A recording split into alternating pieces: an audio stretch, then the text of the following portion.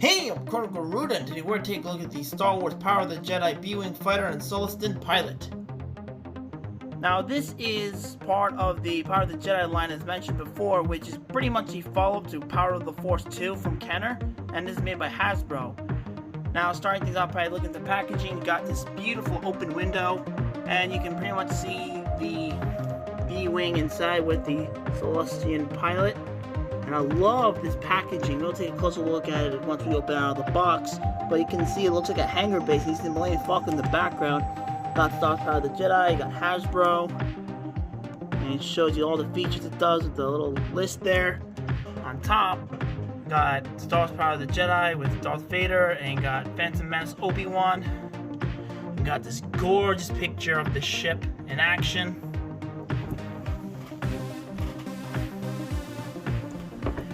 And here, it just shows you a picture of the toy. Same thing at the top, other side, and at the back you got some awesome stuff talking about the Power of the Jedi toy line, as well as everything that the ship can do, the gyroscopical stabilized cockpit. Got that same image again, and apparently you can cut this out if you wanted to. It has some tech specs, and while there's a little bio about the ship. And that's basically it for the packaging, and this is worth 50 Jedi Master points at the time.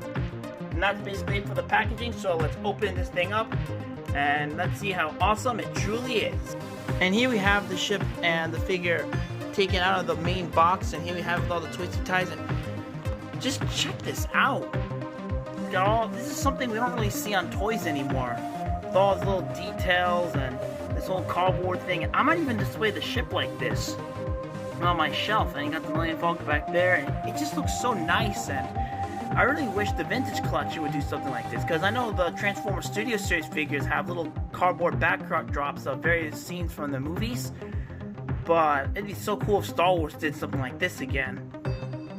And here we have the B-Wing and the Sullustan pilot inside the B-Wing, and this is a really cool toy.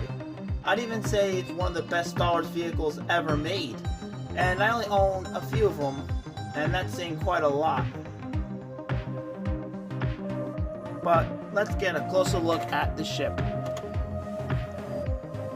So here we got the pilot inside the cockpit. Now this is the gyroscopic cockpit, which means that when you fly it around, it uses gravity to its advantage, so it makes it look like it's always facing in a proper position, which I think is really nice. And this is a really big and wide ship, and I just love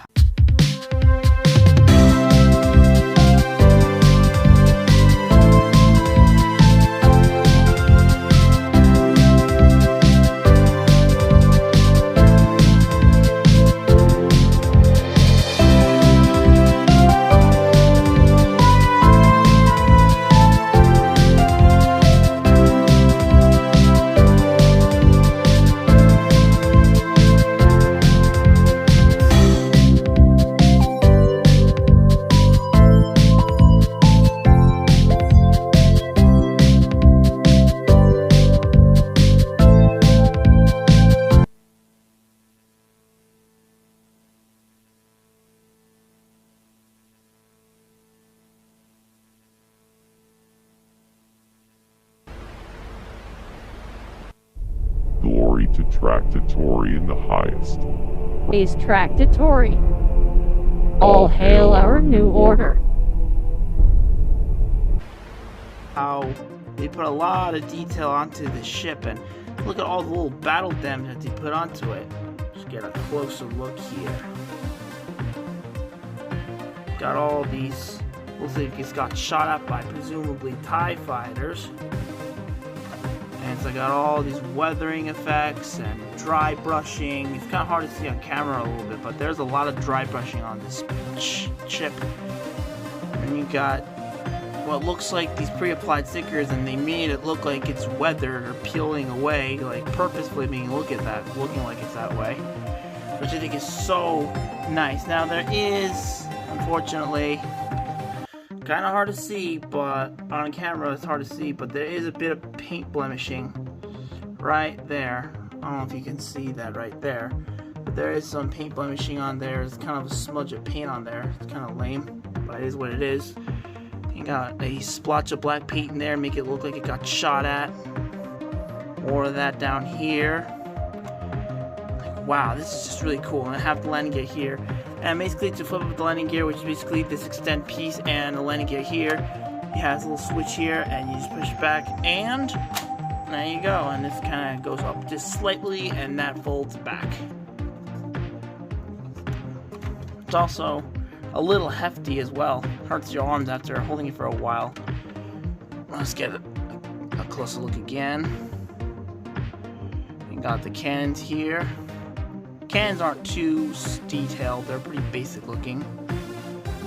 You got a gun here, and the guns don't really move, they just are stationary. I heard later releases of B-Wings actually had missile launchers, but I don't think this toy really needed it, but it would have been nice. Let's go underneath the vehicle again. It's got some really nice details, especially underneath here. Now on to features. As we already saw, had that landing gear gimmick. Now this is going to be a little tricky, so to demonstrate, I'm going to use a glass. We're going to put the ship behind it, or on the back, like so. That way we'll be able to see what's going on. Hopefully it doesn't tip over, because it kind of leans towards one side once you have it on the glass. But if it goes well, oh, there we go. This actually makes a really cool display, and this is pretty much how I display my B-Wing. Not like this, but like facing forward. But one of these engines is actually a knob or a dial, and turning it allows the wings to open up into attack position. So let's just see which one does that. Oh, here we go. So, here we goes nothing. Bam! Check that out. You have the wings open up like that. And here's how it looks in the front with the wings flipped out. And this is pretty much how I display my B-Wing currently. And I just have that glass you see over there, just using it as a flight stand. And I just think this is just really, really awesome.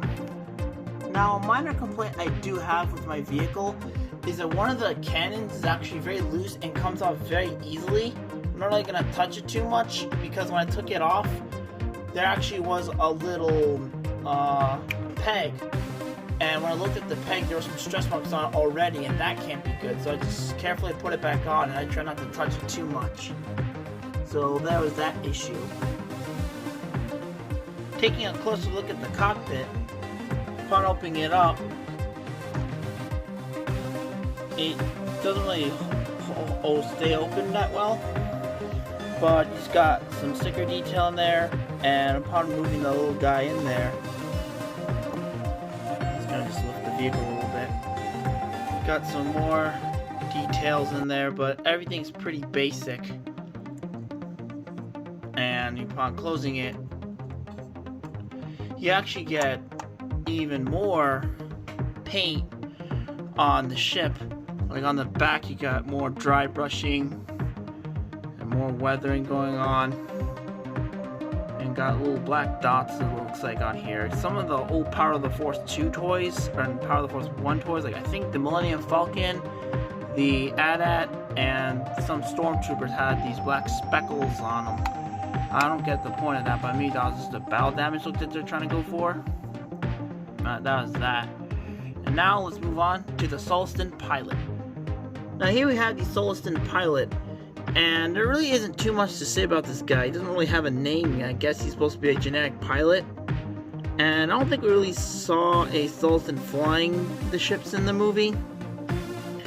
But I still think he's pretty cool nonetheless. He's got black soulless eyes, he's got this grayish, bluish face kind of, with a little bit of a peach color that's kind of mixed in together for the face.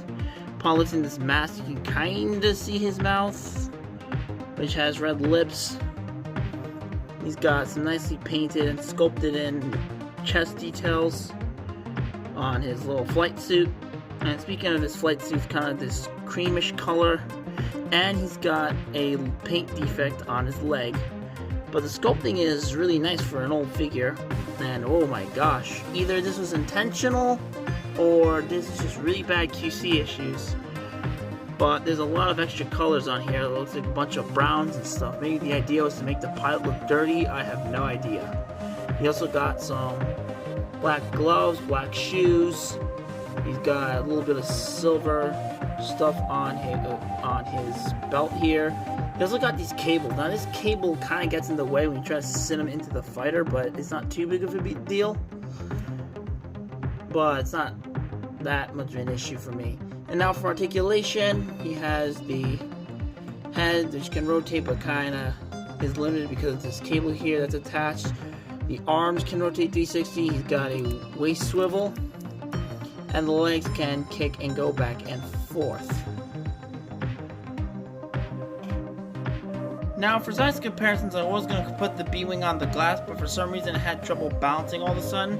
So I'm going to just leave it like this. But anyway, here we have the high-grade Gundam Revive, the Black Series Darth Nihilus, and Obi-Wan Kenobi's Jedi Starfighter from the Attack of the Clones line. Overall, this ship has tons of play value, incredible sculpting, and great paint apps that I want to give it the triple fist bump. This is the same mold as the vintage B-Wing, and this is a great alternative to that toy, and I highly recommend adding it to your collection. And if you enjoyed the video, please leave a like, comment, subscribe, and turn on the notification button. Thank you for watching, and I'll see you on the flip side.